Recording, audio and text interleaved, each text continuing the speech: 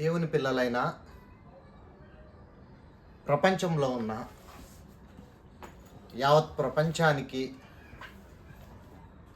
దేవుని మాట వినకపోతే ఎంత ప్రమాదమో ప్రతి మనిషికి తెలియజేయాలని ఈరోజు మీ ముందుకు రావడం జరిగింది. ప్రియులారా, ఈరోజు ప్రపంచంలో ఎటువైపు చూసినా భారతదేశం మొదలుకొని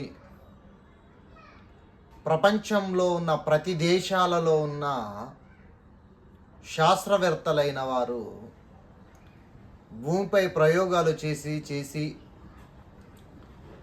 భూమి అంతరించిపోతుందేమోనన్న ఆలోచనతో అంతరిక్షంలోనికి అడుగులు వేయడం జరిగింది. అలా అడుగులు వేస్తూనే భారతదేశంలో ఉన్న శాస్త్రవేత్తలైన వారు ఇస్రో అని, అమెరికాకు సంబంధించిన శాస్త్రవేత్తలను నాసా అని, ఇక ప్రపంచంలో అంతరిక్షములో వెళ్ళాలన్నా అంతరిక్ష ప్రయోగాలు చేయాలన్నా దిగ్గజుడు గొప్పవాడు అని పేరుకొనిన ఎలన్ మస్క్ ఆయన పెట్టిన స్పేస్ ఎక్స్ కానీ ఎందుకు అంతరిక్షానికి వెళుతున్నారు అని వారిని ప్రశ్నిస్తే, ప్రియులారా, ఈ భూమి ఏదో ఒక రోజు శకలాలు ఢీకొని కానీ, లేకపోతే భూమి మీద నానాటికి పెరిగిపోతున్న అణుబాంబులు, రసాయన బాంబులు, యుద్ధాలు, మనుషుల మధ్య పేరుకుపోతున్న ఎన్నో దురాగతరాలు చూసినప్పుడు ఒక దేశం మరొక దేశం పైన యుద్ధం చేస్తుంది, ఒక దేశం మరొక ఖండం పైన యుద్ధం చేస్తుంది. దేశాల మధ్య యుద్ధం, ఖండాల మధ్య యుద్ధం, ప్రాంతాల మధ్య యుద్ధం జరుగుతున్నది చూసేసరికి ఏదో ఒకరోజు ఈ భూమి నాశనం అయిపోతుందనే ఆలోచనతో మనిషి సరిహద్దులు దాటి అంతరిక్ష ప్రయాణాలు ప్రారంభించాడు. అలా ప్రారంభించి మొట్టమొదట జాబిల్లిపై తమ యొక్క ప్రయోగాలు చేశారు. జాబిల్లి అనగా చంద్రుడు. చంద్రయాన్ 1, చంద్రయాన్ 2, చంద్రయాన్ 3 అని ఇలా మన దేశంలో ఉన్నవారు, చైనాలో ఉన్న శాస్త్రవేత్తలు, రష్యాలో ఉన్న శాస్త్రవేత్తలు, అమెరికాలో ఉన్న శాస్త్రవేత్తలు, ఎలన్ మస్క్కి సంబంధించి స్పేస్ ఎక్స్ సంబంధించిన శాస్త్రవేత్తలు అందరూ ప్రయోగాలు ప్రారంభించారు.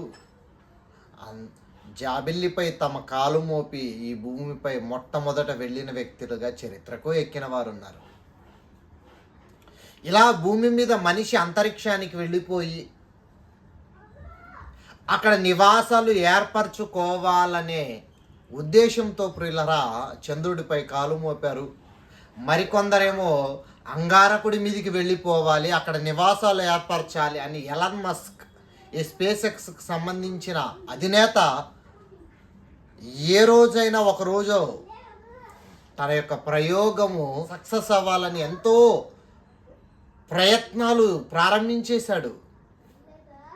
ప్రిల్లరా, హబుల్ టెలిస్కోప్ కనుగొన్న నాటి నుంచి అంతరిక్షంలో జరిగే ప్రతి మార్పును మనిషి తెలుసుకుంటూ ఈ భూమిని వదిలి వెళ్ళిపోవాలని ఆలోచన చేస్తున్నాడే కానీ అంతరిక్షంలోనికి వెళ్ళిపోతే భూమి మీద నుంచి ఆ గ్రహాలలోనికి వెళ్ళి జీవించగలము అని మనిషి ప్రయోగాల మీద ప్రయోగాలు చేస్తూ కోట్ల ధనాన్ని ఆ ప్రయోగాలకు ఖర్చు చేస్తున్నారే కానీ ఈ భూమి మీద ఉన్న పేదలైన వారి గురించి ఏమాత్రం ఆలోచించడం లేదు.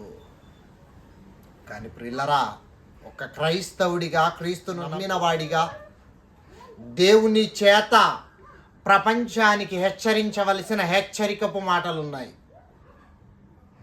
అంతరిక్షము గూర్చి దేవుడు మాట్లాడిన ప్రతి మాటను సమాజానికి తెలియజేయాల్సిన అవసరం ఉంది. ఎందుకంటే ఈరోజు మనిషి రోదసిలోనికి వెళ్ళిపోవాలి, రోదించాలనుకుంటున్నాడు. రోదసిలో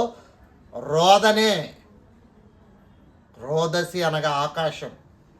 ఈ రోదసిలోనికి వెళ్ళిపోయిన మానవుడు సంతోషంగా ఉన్నాడు అనుకుంటున్నారా? ఈ మధ్య ప్రపంచమంతా మూడవసారి అంతరిక్ష ప్రయాణాన్ని చేసిన ఒక మహిళను ఆకాశానికి ఎత్తేశారు. అక్కడికి వెళ్ళిన ఆమె పడుతున్న బాధలు మాత్రం చెప్పట్లేదు కానీ, ఇదిగో రోదసికి మూడోసారి వెళ్ళిన మొట్టమొదటి మహిళగా పేర్కొన్నారు. ఆమె పేరే సునీత విలియమ్స్. ఆమె పేరేంటంటే సునీత విలియమ్స్. రోదసికి వెళ్ళి వచ్చిన ఆమె ఎలా ఉందో మీరు ఒకసారి ఫోటో చూస్తే ఎలా ఉందండి ఆమె? అందంగా, లావుగా ఏమైనా ఉందా? ముఖము ఎండిపోయి, చేతులు ఎండిపోయి, కాళ్ళు ఎండిపోయి ఎలా ఉంది చూడండి ఒకసారి ఆమె. ఆమె ముఖాన్ని చూస్తే ఈ భూమి మీద బిచ్చగాడిని చూసినా బాగుంటాడు. కానీ ఆమెను చూడండి ఎంత దారుణాతి దారుణమైన పరిస్థితులలో ఉంది ప్రియులరా. అంటే రోదసికి వెళుతున్నానని సంతోషిస్తున్న సునీత విలియమ్స్ ఏమైపోయిందో తెలుసా ప్రియులరా? రోదసిలో రోదిస్తుంది. ఏంటి రోదసిలో రోదిస్తుంది అనుకుంటున్నారా? అంతరిక్ష ప్రయాణానిట్లలో వెళ్ళిపోతున్నారు. ఇండియా రాకెట్లు పంపిస్తుంది, అమెరికా రాకెట్లు పంపిస్తుంది. ఈ అంతరిక్షంలోనికి రాకెట్లలో వెళ్ళిపోతున్నారు మనుషులందరూ. వెళ్ళిపోతున్న వారందరూ అంతరిక్ష కేంద్రాలను ఏర్పరచుకున్నారు. ఈ స్పేస్ షిప్ ఏమైపోయిందంటే ప్రమాదాలను ఎదుర్కోవడం ప్రారంభించిందండి. అంటే దానిలో వెళ్ళిన నాటి నుంచి, ఈమె వెళ్ళిన నాటి నుంచి ప్రమాదాలు ఎదుర్కొనేసరికి ఇక్కడి నుంచి వేరే దానికి వెళ్ళిపోయారు. ఈ స్పేస్ షిప్కి ఎప్పుడైతే ప్రమాదం చోటు చేసుకుందో ప్రపంచ దేశాలన్నీ మాకు సంబంధం లేదు, మాకు సంబంధం లేదని ఒక్కొక్కరు చేతులు దులుపుకుంటూ వెళ్ళిపోతున్నారు. ఈమె మాత్రం చిన్న దాంట్లోనికి వెళ్ళి దాక్కుండిపోయి అక్కడ హాయిగా ఉన్నాను అని వీడియోలు వదులుతుంది. కానీ అసలు ఆ వీడియోలు మీరు చూసిన వారే ఉంటారు చాలామంది. కానీ ప్రియులరా, ఆ వీడియోలలో చూడండి, మీరు పళ్ళు తోమారు అనుకోండి, పళ్ళు తోమినప్పుడు వచ్చిన ఒక నురగ లేకపోతే క్రిములు, కీటకాలు పళ్ళు తోముతున్నప్పుడు ఒక పేస్ట్ను ఉమ్మి వేస్తుంటాం మనం అందరం. కానీ ఆమె ఏం చేస్తుందండి? దాన్ని మింగేయాలి అక్కడ. ఎంత దారుణం చూడండి ప్రియులరా. మనము ఉమ్మి వేస్తాం, కానీ ఆమె మింగివేయాలి. అంటే టిఫిన్ అదే వాళ్ళకి. రోదసిలో ఏముంది ఆమెకి? వెళుతున్నప్పుడు నవ్వుతూ వెళ్ళింది ఆమె. కానీ అది ఏంటంటే రోదన. మనం అనుకోండి ప్రియులారు, ఈ భూమి మీద ఏమేమి తింటాం చెప్పండి? Chicken biryani, mutton biryani, prawns biryani, fish biryani, పప్పుచారు, అప్పడాలు, బీరకాయ, దోసకాయ, ఎన్ని రకాలు, రకరకాల భోజనాలు చేస్తాం. వాళ్ళు ఆకాశానికి వెళ్ళిపోయారు అనుకోండి, తింటే బర్గర్ తినాలి లేదా ట్యాబ్లెట్లు వేసుకోవాలి. చూడండి ప్రియులారు ఎంత దారుణం. ఇంకొక దారుణం చెప్పమంటారా? బాత్రూమ్కి వెళ్ళాలన్నా ఎక్కడది బయటికి వచ్చేస్తుందేమోనన్న భయం. అంటే రోదసిలో ఏముంది వీళ్ళకి? సంతోషమా? రోదసిలో మిగిలింది రోదన. ఎందుకు ఈ రోదన వాళ్ళకి వచ్చింది ప్రియులారా? దేవుని మాట వినక మనిషి ప్రయోగాల పేరట అంతరిక్షయానం రాకెట్లలో వెళ్ళిపోతున్నారు. ఇండియా రాకెట్లు పంపిస్తుంది, అమెరికా రాకెట్లు పంపిస్తుంది. ఈ అంతరిక్షంలోనికి రాకెట్లలో వెళ్ళిపోతున్నారు మనుషులందరూ. వెళ్ళిపోతున్న వారందరూ అంతరిక్ష కేంద్రాలను ఏర్పరచుకున్నారు.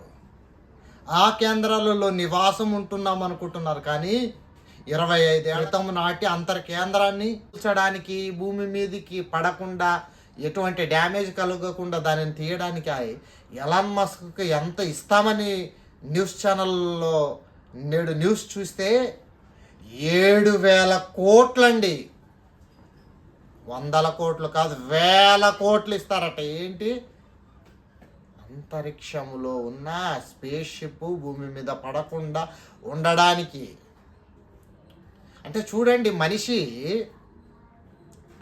అంతరిక్షంలోనికి వెళ్ళిపోయి ఏదో సంతోషంతో ఉంటాననుకుంటున్నాడు. కానీ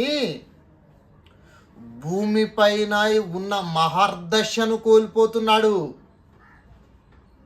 భూమిపైన సుఖంగా బ్రతుకును కోల్పోతున్నాడు. ఇలా ఆలోచించండి.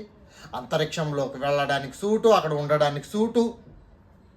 మనం ఈ లోకంలో సూట్ వేసుకుంటేనే భరించలేము. అలాంటిది కోట్ల రూపాయలు ఖర్చు చేసి సూటు కొనుక్కొని దాన్ని వేసుకొని మరలా ఒక చిన్న దానిలో చిన్నదానిలో వెళ్ళిపోతున్నారు అంతరిక్షంలోనికి. అది బ్రతికి వస్తారో లేదని ప్రతి న్యూస్ ఛానల్ మాట్లాడుతూనే ఉన్నాయండి.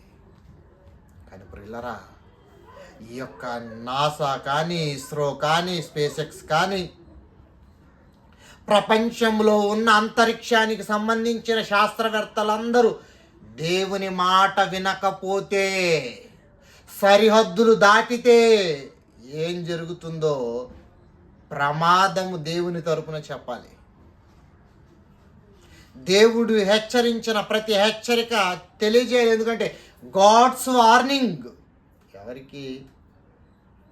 సునీత ఎడ్వర్డ్స్ 2 సార్లు వెళ్ళినా గ్రహించలేదు. 3వసారి దేవుడు వార్నింగ్ బెల్స్ మోగించాడు ఆమెకి. బ్రతికొస్తుందో లేదో అన్ని న్యూస్ ఛానళ్ళలో చూడండి మీరు, బ్రతికొస్తుందో లేదో. ఆహా, 2 సార్లు అంతరిక్ష ప్రయాణం చేసి సక్సెస్ఫుల్గా వెళ్ళి వచ్చాను. 3వసారి కూడా వెళ్ళి రికార్డు సృష్టించి పేరు లిఖించుకుందాం చరిత్రలో అనుకున్నది ఆమె. పేరు అలాగే వ్రాయబడింది. కానీ దేవుని చేత హెచ్చరింపబడిన హెచ్చరికపు మాటలు మర్చిపోయి బ్రతుకుతున్నారు అందరూ. ఇంతకు దేవుడేమి హెచ్చరించాడు? ఆది కాండంలోనే హెచ్చరించాడు ప్రియులారా. దేవుడు ఏంటో తెలుసా? ఆది కాండంలో చూడండి దేవుని హెచ్చరిక. ఆది కాండము 11వ అధ్యాయము 1వ వచనం. భూమి అందలి ఒక్క భాషయు ఒక్క పలుకును ఉండెను. ఏమైపోయింది? ఒకే భాష ఒకే పలుకు ఉండేసరికి ఏం ఆలోచన చేశారంటే, ఇదిగోండి ప్రియులారా 3వ వచనం, మనము ఇటుకలు చేసి బాగుగా కాల్చుదుము రండని ఒకనితో ఒకడు మాటలాడుకొనిరి. రాళ్లకు ప్రతిగా ఇటుకలను, అడుసునకు ప్రతిగా మట్టి కీలును వారికుండెను. వారు మనము భూమి అందంతట చెదిరిపోకుండా ఒక పట్టణమును, ఆకాశమునంటూ శిఖరము గల ఒక గొప్ప గోపురమును కట్టుకొని ఆకాశమునంటాలి. ఎక్కడికి వెళ్ళిపోవాలనుకున్నాడండి? ఆకాశం. చూడండి ప్రియులారా, ఆకాశం మీదికి వెళితే బ్రతకడన్న విషయం దేవునికి తెలుసు. ఎందుకంటే ఆకాశాన్ని చేసిన వాడు ఆయన, భూమిని చేసింది ఆయన. ఆయన భూమిని చేసి నరులకు ఇచ్చాడు. ఎందుకంటే భూమి మీద పుట్టిన ప్రతి మనిషి భూమిపైనే బ్రతకాలి, ఆకాశానికి వెళ్ళకూడదు. ఎందుకు? ఆకాశానికి వెళ్ళకూడదనే ఆయన ప్రతి మనిషిని చేసి ప్రతి మనిషికి ఈ లోకాన్ని ఇచ్చిన తర్వాత ఆయన అన్నమాట ఏంటో తెలుసా? అపోస్తలుల కార్యాలు 17వ అధ్యాయము 26వ వచనం. మరియు యావత్తు భూమి మీద అమెరికాలో కానీ, రష్యాలో కానీ, చైనాలో కానీ, ఇండియాలో కానీ, ఇటలీలో కానీ, ఆస్ట్రేలియాలో కానీ భూమి మీదే ఏంటి? యావత్ భూమి మీద కాపురముండుటకు. కాపురం భూమి మీద ఎందుకు? భూమి మీద నువ్వు ఎందుకు పుట్టావంటే కాపురం ఉండుటకు. అమెరికాలో ఉన్నవారైనా, రష్యాలో ఉన్నవారైనా, ఇటలీలో ఉన్నవారైనా, ఆస్ట్రేలియాలో ఉన్నవారైనా ఒకని నుండి ప్రతి జాతి మనుషులను సృష్టించి, ఆదాము నుంచి వచ్చావు. ఆదాము ఎలాగైతే భూమి మీద బ్రతికాడో ఆదాము నుంచి వచ్చిన వారందరూ భూమి మీదే కాపురం చెయ్యాలి. దేవుడి నిర్ణయం, దేవుని ఆలోచన. కానీ చూడండి, ఆయన ఒకరి నుండి ప్రతి జాతి మనుషులను సృష్టించి వారు ఒకవేళ దేవుణ్ణి తడువులాడి కనుగొందురేమో అని తన్ను వెదకు నిమిత్తము నిర్ణయ కాలమును వారి నివాస స్థలం యొక్క పొలిమేరలను ఏర్పరిచెను. ఏంటి ఏర్పరిచాడట ప్రియులార దేవుడు? పొలిమేర. ఎక్కడ? భూమికి ఆకాశానికి మధ్య పొలిమేరలు ఏర్పరిచాడు ఆయన. భూమి మీద గ్రామాలకి, పట్టణాలకి పొలిమేర రాతులు ఉంటాయి చూసారా? పొలిమేర రాయి అని మాట్లాడతారు.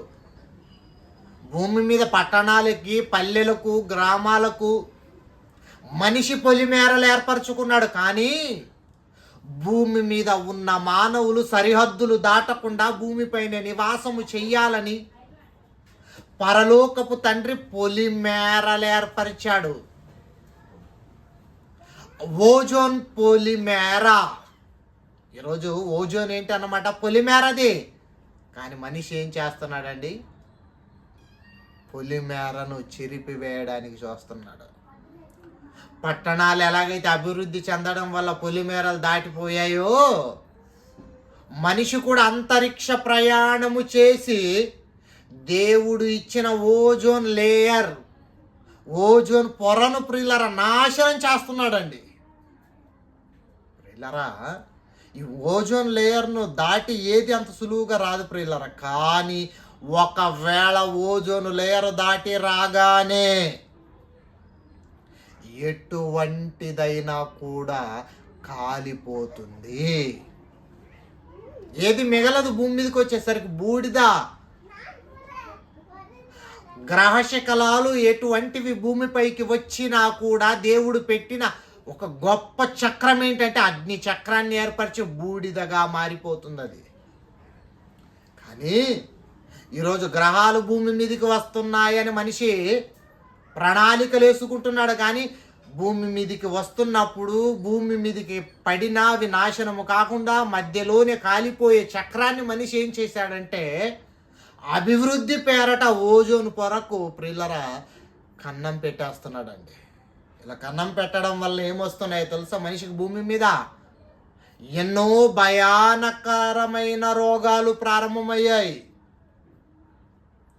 ఎందరికో క్యాన్సర్లు వస్తున్నాయి. అభివృద్ధి చెందాననుకుంటున్నాడు, కానీ అభివృద్ధి కాదు మనిషి చేస్తున్నది, నాశనం వైపు పరుగులు తీస్తున్నాడు.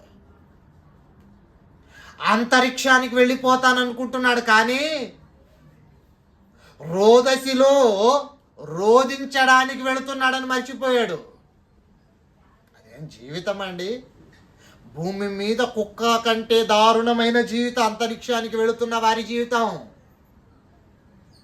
కుక్క అయినా మంచి భోజనం తింటుంది ఒక విధంగా చెప్పాలంటే, కానీ అంతరిక్షానికి వెళ్ళిన వాడు ట్యాబ్లెట్లతో బ్రతకడం బ్రతుక? ఆలోచించండి. నీళ్లు తాగాలంటే ప్యాకెట్లో చుక్క తాగాలట. భూమి మీద బిందెలు బిందెలు తాగేస్తాం సాయంత్రం అయ్యేసరికి, అక్కడ చుక్కల జీవితం అది. అందుకే దేవుడు హెచ్చరిక చేశాడు. ఏంటో తెలుసా? అంతరిక్షానికి వెళ్ళిపోతున్న అంతరిక్ష సంబంధించిన శాస్త్రవేత్తలకు దేవుడు చెప్పిన హెచ్చరికలు ఏంటంటే, ఓబద్య గ్రంథం చూడండి ప్రియులరా. ఈ మాటలు ప్రతి ఒక్కరూ తెలుసుకోవాలి. మా ఆత్మీయ తండ్రి జయశాలి గారు ఏనాటి నుంచో హెచ్చరిక చేస్తున్నారు మీకు. మాట వినరా? మొట్టమొదట వెళ్ళిపోయిన కల్పన చావ్లా ఏమైపోయింది? అంతరిక్షానికి వెళ్ళిన ఇండియాలో మొట్టమొదటి మహిళ ఎవరు? కల్పన చావ్లా. చావ్లా అంటే చచ్చింది, బ్రతికిందా? అంతరిక్ష ప్రయాణం చేసి భూమి మీదకి వస్తున్నప్పుడు చిన్న మిస్ జరిగింది. ఏంటో తెలుసా? క్రాస్గా ల్యాండ్ అయింది. బైక్ క్రాస్గా ల్యాండ్ అయితే కాలు మీద పడుతుందేమో, కానీ అంతరిక్షము నుంచి వస్తున్న వీరి యొక్క స్పేస్ షిప్ ఏమైపోయిందో తెలుసా? మంటలమయమైపోయి కాలిపోయి బూడిద కూడా దొరకలేదు కల్పన చావ్లా. ఆ ప్రయాణములో కల్పన చావ్లాను చూసి బుద్ధి తెచ్చుకోరా? అందులో ప్రయాణించిన వారి జీవితాలను చూసినప్పుడు ఏమైపోయాయి? బూడిదైపోతున్నాయని తెలిసినప్పుడు, ఎందుకయ్యా నీకు ఆ ప్రయాణాలు? అంతరిక్షంలోనికి వెళ్ళి ఏదో పేరు సంపాదించుకోవాలనుకుంటున్నావు, కానీ అక్కడ నీకు గాలి కూడా దొరకదు. ఎందుకో తెలుసా? గాలిని దేవుడు భూమిపైనే పెట్టాడు. లేదు నేను అంతరిక్షానికి వెళ్ళిపోతానంటావా? ఈరోజు అంతరిక్షంలో జరిగిపోతున్న ప్రమాదాలు చూస్తున్నారా? బ్రతికేవాడు లేడండి. అందుకే దేవుడు చూడండి ఏమంటున్నాడో. ఓబద్య గ్రంథము 1వ అధ్యాయము 4వ వచనం. ఓబద్య గ్రంథము 1వ అధ్యాయము 4వ వచనం చూడండి ప్రియులరా. పక్షిరాజు గూడంత ఎత్తున నివాసము చేసుకొని, Sunita Williams, NASA, ISRO, SpaceX ఎంతమంది అంతరిక్ష సంబంధిత శాస్త్రవేత్తలు ఉన్నారో వారికి దేవుడు అంటున్నాడు ఏంటో తెలుసా? పక్షిరాజు అనగా గ్రద్ద ఎలాగైతే అంతరిక్షములు అనగా అన్నిటికంటే కొండలన్నిటికంటే పైన గూడు ఉంటుంది, దాంది కిందన ఉండదు. పక్షిరాజు గూడు ఏ గూడైనా మీకు కనిపిస్తుందేమో, కానీ పక్షిరాజు గూడు కనిపించదు ఈ లోకంలో. ఎందుకు? పైన ఉంటుంది, దాని యొక్క కొండల పైన, కొండల సందున పండ బీటలలో పెడుతుంది అది గుడ్లు. దాని నివాసం ఏర్పరచుకుంటుంది. అలాంటి చోట్ల ఉండే దాని నివాసం నువ్వు కూడా దానిని చూసి ఏమనుకున్నావంటే, పక్షిరాజు గూడంత ఎత్తున నివాసము చేసుకుని నక్షత్రములలో నీవు దానిని కట్టినను. దేవుడు ఏమంటున్నాడండి? బాగా కట్టుకున్నాడు, బాగా ఎదుగుతున్నాడు అంటున్నాడు. ఏమంటున్నాడు తెలుసా?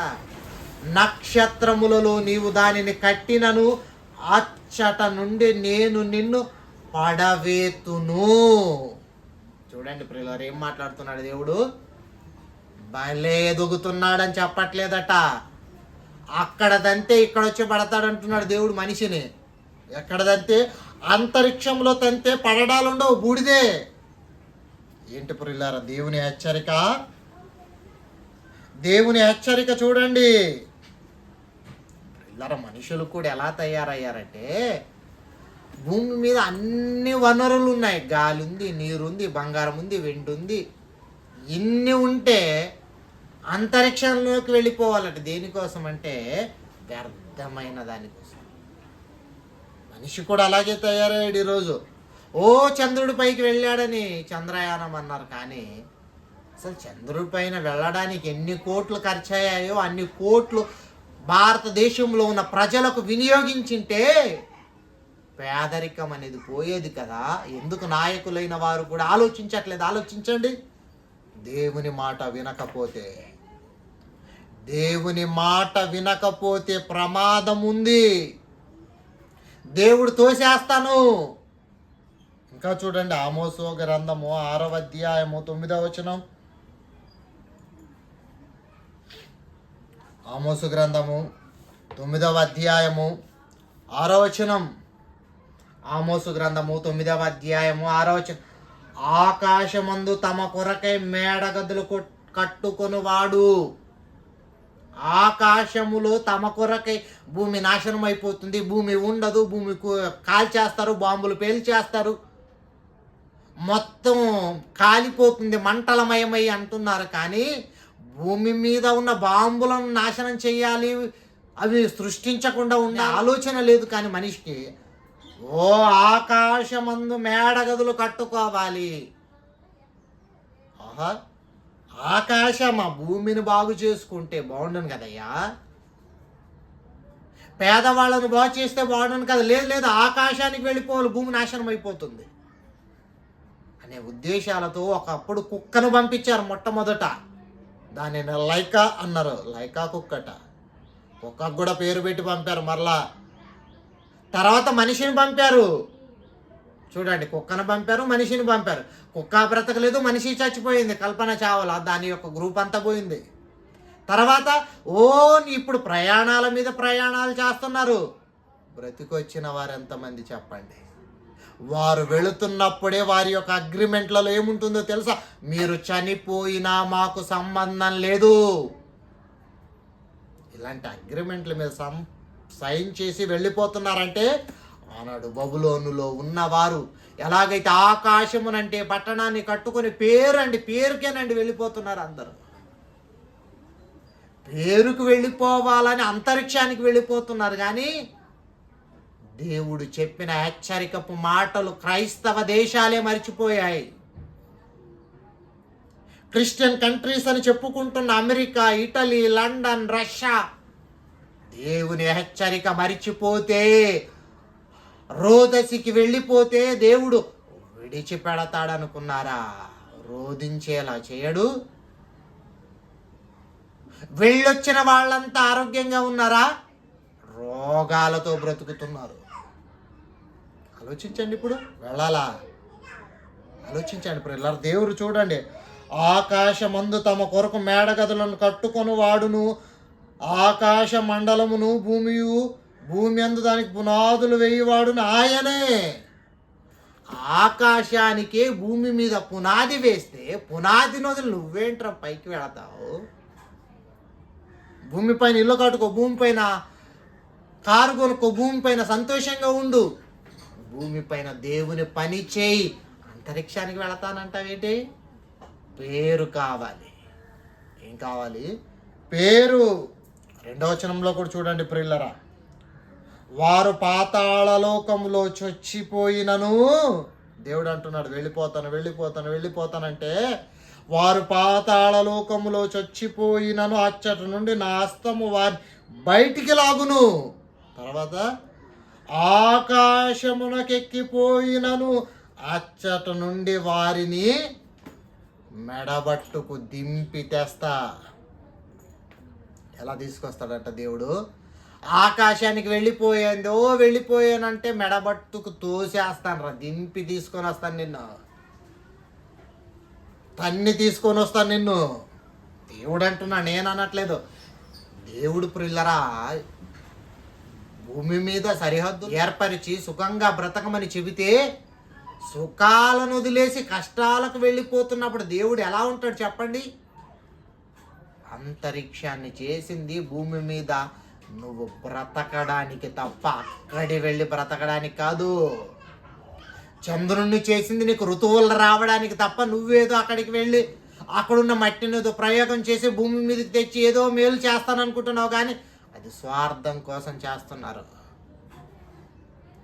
నియమాలను తప్పిస్తున్నారు. భూమిది అంతరిక్షానివి. దానివల్ల ఎవరికి? మనిషికి ప్రమాదం. చూడండి ప్రియులారా, దేవుడు చూడండి, ఆకాశమునకెక్కిపోయినను అచ్చట నుంచి దించేస్తాను రా. రాహుల్ గాంధీ అంటుంటాడు అప్పుడప్పుడు, ఏంటో తెలుసా? దించేస్తాను వాళ్ళని. ఎవరిని? బీజేపీ వాళ్ళని. బీజేపీ అంటుంది ఎవరిని? కాంగ్రెస్ని. తొక్కేస్తాం మిమ్మల్ని. దేవుడు కూడా అంటున్నాడు ఏంటంటే, అంతరిక్ష ప్రయాణము చేస్తున్న ఆస్ట్రోనట్స్కి దేవుని హెచ్చరిక ఏంటంటే, దించేస్తాను. ఆస్ట్రోనట్సా మీరు? నట్స్ కాదు, మీరు వేస్ట్. కనుక ప్రియులారా ఆలోచించండి. దేవుని హెచ్చరికపు మాటలు వినకపోతే దేవుడు వదిలేస్తాడు అనుకున్నారా? లేదు ప్రియులారా, లేదు, ఆయన వదలడు. 3 సార్లు ప్రయోగాలు చేసిన నీకు బుద్ధి రాలేదంటే ఏమనాలి చెప్పండి? వాళ్ళదు బుద్ధిహీనులు, శాస్త్రవేత్తలు కాదు, వెర్రివాడా. దేవుడు అనేసాడండి, వెర్రివాడా. దేవుడు చచ్చిపోయిన అంటాడు, ఏంటో తెలుసా? వెర్రివారా. ఇంకా ఆలోచించండి. అంతరిక్ష ప్రయాణము చేసే సునీత విలియమ్స్ పరిస్థితి చూడండి. నేడు ఉంటుందో, చస్తుందో, వస్తుందో లేదో, భయంకర పరిస్థితుల్లో కొట్టుమిట్టాడుతుంది. అలాగే అంతరిక్షంలో మనిషి కట్టుకున్న కేంద్రాలను కూలిపోవడానికి సిద్ధంగా ఉన్నాయి.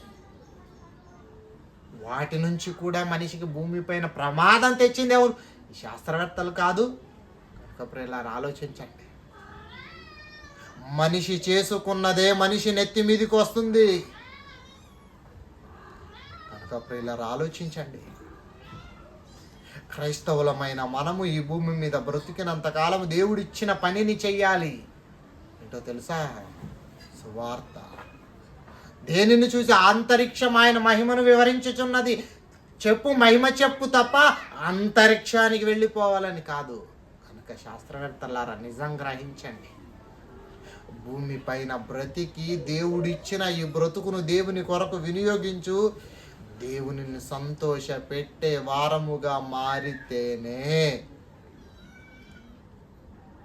అంతరిక్ష ప్రయాణం కాదు, నీకు పరలోక ప్రయాణం. లేదా అంతరిక్షంలో చచ్చిపోయినా పాతాళమే, భూమిపైన చచ్చిపోయిన ప్రారంభమే. పేరు సంపాదించుకోవడానికి ప్రాకులాడావా, పాతాళానికే పోతావు. కనుక దేవుని మాట వినకపోతే రోదసిలో అందరూ రోధించేదే. దేవుని మాట విని భూమిపైన బ్రతికితే బ్రతికినంత కాలమైన సంతోషంగా బ్రతకగలవు. ఇంకా ఈ మాటలను గ్రహించండి, నిజం తెలుసుకోవడానికి ప్రయత్నించండి, అనేకులకు షేర్ చేసేవారిగా మారాలని కోరుకుంటూ నేను ఆ మాటలను ముగిస్తున్నాను. ప్రియులారా, అందరికీ వందనాలు.